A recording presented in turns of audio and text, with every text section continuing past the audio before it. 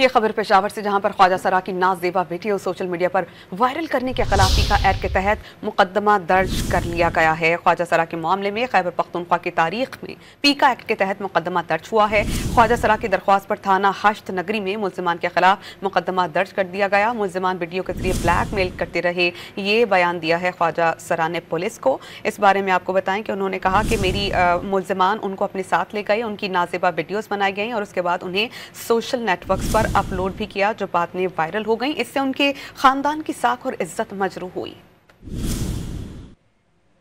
ये खबर पेशावर से, जहां पर ख्वाजा सरा की नाज़ेबा वीडियो सोशल मीडिया पर वायरल करने के खिलाफ पीका एक्ट के तहत मुकदमा दर्ज कर लिया गया है। ख्वाजा सरा के मामले में खैबर पख्तूनख्वा की तारीख में पीका एक्ट के तहत मुकदमा दर्ज हुआ है। ख्वाजा सरा की दरख्वास्त पर थाना हश्त नगरी में मुल्जिमान के खिलाफ मुकदमा दर्ज कर दिया गया। मुल्जिमान वीडियो के जरिए ब्लैकमेल करते रहे, ये बयान दिया है ख्वाजा सरा ने पुलिस को।